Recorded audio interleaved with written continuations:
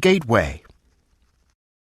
In spite of the likeness between the fictional and real world, the fictional world deviates from the real one in one important respect. The existing world faced by the individual is in principle an infinite chaos of events and details before it is organized by a human mind. This chaos only gets processed and modified when perceived by a human mind. Because of the inner qualities with which the individual is endowed through heritage and environment, the mind functions as a filter. Every outside impression that passes through it is filtered and interpreted. However, the world the reader encounters in literature is already processed and filtered by another consciousness. The author has selected the content according to his own worldview and his own conception of relevance, in an attempt to be neutral and objective or convey a subjective view on the world. Whatever the motives, the author's subjective conception of the world stands between the reader and the original, untouched world on which the story is based. Exercise 1. The sociologist takes a scientific approach to social life. There are long-standing arguments within the field, however, about how the word scientific should be interpreted. Some argue that sociology should aspire to be as close to the natural sciences as possible. For them, the best sociological research is highly quantitative. Others, including myself, take a more relaxed view. Quantitative research is indeed highly important, and there are some areas, such as the study of social mobility, for example, where it is indispensable. Yet there are at least as many contexts where the intensive study of a few individuals can yield insights that no amount of number crunching could reveal. Very often, the two approaches in fact need to be combined. For example, to properly understand social mobility, we need to study the phenomenon statistically, but also inquire into the personal experience and attitudes of the individuals involved.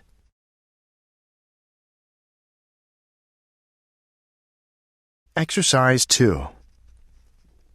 Pursuing too challenging goals can be destructive and produce unethical behavior in teams. It encourages risk-taking behaviors that can damage the team and its mission. For example, two leaders of a team climbing Mount Everest in 1996 pushed through risky weather conditions to attempt to summit the mountain, a decision that led to their death and the death of 6 clients. Overly challenging goals can also motivate unethical behaviors, like misrepresenting performance and cheating. Wells Fargo, one of the largest banks in the U.S., was fined $185 million for the unauthorized creation of 2 million bank accounts, brought on from the high performance expectations of sales employees. In addition to the damaging consequences, when a team repeatedly misses its goals, members become embarrassed, begin to blame one another and outside factors for problems, and may refuse to commit to goals in the future. This can erode the group's confidence that it can ultimately achieve its mission. Exercise 3. When surrounded by the sensory overload brought on by the huge number of precious, finely made objects at the British Museum, few people notice the absence of the material that was commonest in everyday life, wood. It's always harder to spot when something is missing. For despite its manifold advantages, wood seems to have rapidly fallen out of favor with ruling elites. There are some practical reasons for this. Wood is less shiny than metals or jewels, less transparent than glass, and less durable than stone or bronze. But it is hard not to suspect that the main reason was that wood was just too ordinary, too plain, too common. If even the poor could afford wooden artifacts, the rich would not want to own them.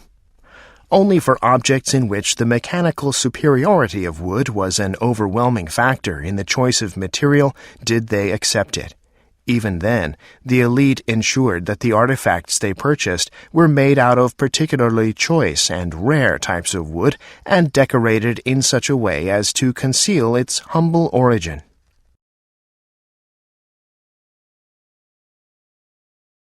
Exercise 4. Aesthetics matter. We walk farther when streets feel safe and interesting. People who live in central New York or London typically walk between a third to a half mile to go shopping. That's a 4 to 10-minute stroll. Even in Montreal, with its freezing winters and sweat-soaked summers, people reported walking about a third of a mile, 6 to 8 minutes, between shops, bags in tow. The numbers are almost as high for people arriving at enclosed shopping malls, which mimic the downtown experience, at least once you're in the building. But dump us in a vast parking lot surrounded by monotonous big-box outlets, and our inclination to walk evaporates.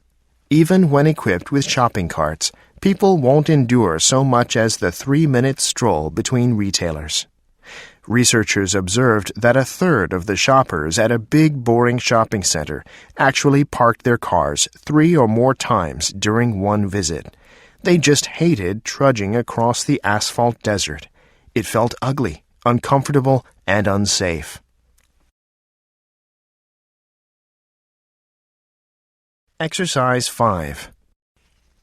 While the globalizing medium of television helped Fédération Internationale de Football Associations, FIFA, penetrate markets all over the world, it met with resistance in the USA. The obvious reason for this is that the United States is well served with mainstream sports and has little need for another. The USA also tends to opt for sports played only on a limited scale elsewhere. American football, baseball, and basketball are unassailably American, and international competition is relatively meaningless. But there is also the particular problem soccer presents for television, which is driven by advertising revenue in the USA. Soccer is a flowing game divided into 2 45-minute halves with no timeouts or structured stoppages. The failed North American Soccer League of the late 1960s to 1970s experimented with artificial delays in play to accommodate television commercials, but the result was unsatisfactory. In countries where soccer is played, commercial television companies have to content themselves with commercials before and after the action and at halftime.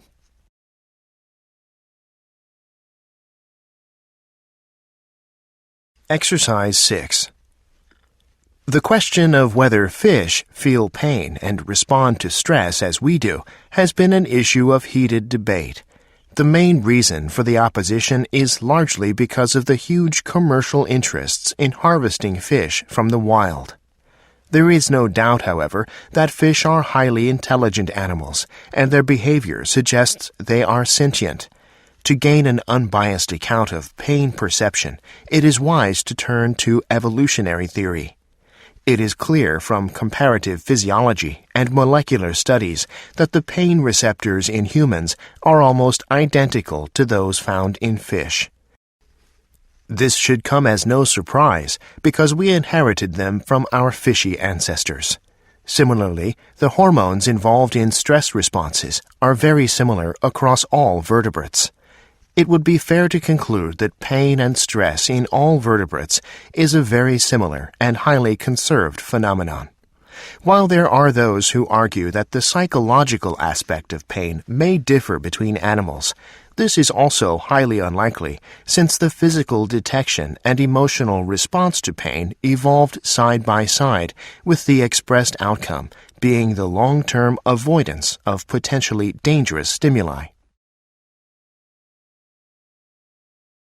Exercise 7. Locating a sound's origin is an important part of auditory perception. In audition, the sensory receptors do not code where events occur. Instead, the brain integrates the different sensory information coming from each of our 2 ears. A barn owl uses 2 cues to locate a sound: the time the sound arrives in each ear, and the sound's intensity in each ear. Unless the sound comes from exactly in front or in back of the owl, it will reach one ear first. Whichever side it comes from, it will sound softer on the other side, because the owl's head acts as a barrier. These differences in timing and magnitude are minute, but not too small for the owl's brain to detect and act on. Although humans' ears are not as finely tuned to the location of sounds as owls are, human brains use information from the two ears similarly.